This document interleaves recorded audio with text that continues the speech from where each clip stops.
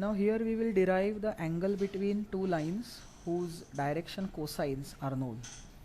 So uh, to find the acute angle theta between two lines whose direction cosines are L1 M1 N1 and L2 M2 N2, the formula is given here, that is cos theta is equal to mod of L1 L2 plus M1 M2 plus N1 N2. Now let's see how to derive this particular result. Okay. For that, let's consider that these are two lines and the angle between them is theta, right? The direction cosines of the two lines are L1 M1 N1 and L2 M2 and N2. Now here we imagine one unit vector in the direction of first line, let us call it as E1 cap, and a unit vector in the direction of second line, let us call it as E2 cap. Since the two unit vectors are parallel to the given lines, so the angle between the unit vectors must also be equal to theta, isn't it? That is quite logical. Now what do we do is, we calculate the theta with the help of the two unit vectors now. Okay. Now once again let us recollect that if we have a unit vector, then its I, j and k coefficients are nothing but the direction cosines of the line in the direction of that particular unit vector, correct? So that means we have E1 cap to be equal to nothing but L1 I cap plus M1 j cap plus N1 k cap, correct? So L1 M1 N1, which are direction cosines of first line, they will be nothing but the coefficients of I, j, k in E1 cap. Similarly we will write, we have E2 cap must be equal to L2 I cap plus M2 j cap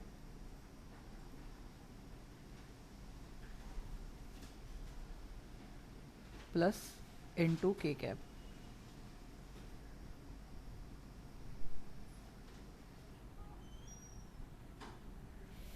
Alright, now we know that the angle between two vectors with the help of dot product, we write that as cos theta is given by E1 cap dot E2 cap divided by mod of E1 cap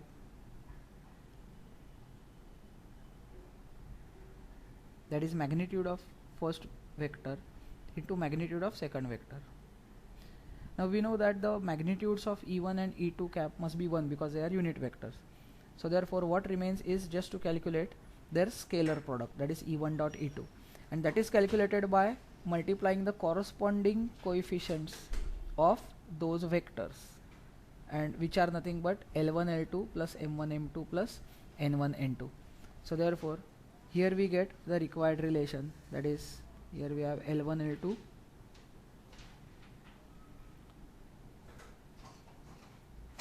plus M1 M2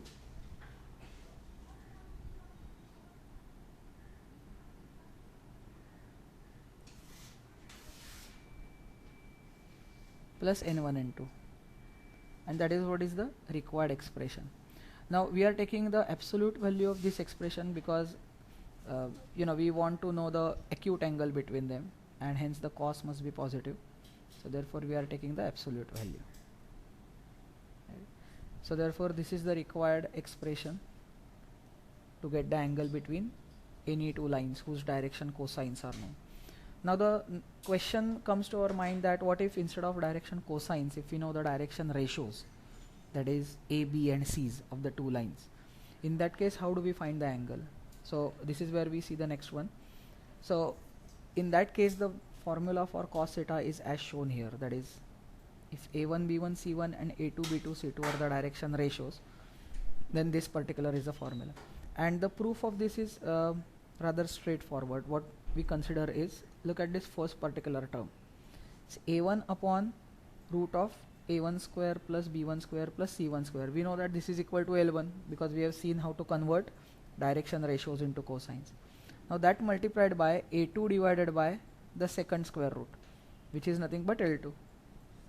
isn't it? So similarly, we calculate the remaining terms, which are nothing but m1, m2 and n1, n2.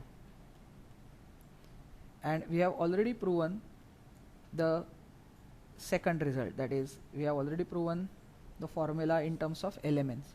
So here we work backwards and replace L, M and N in terms of respective A, B and C's to get the formula mentioned here.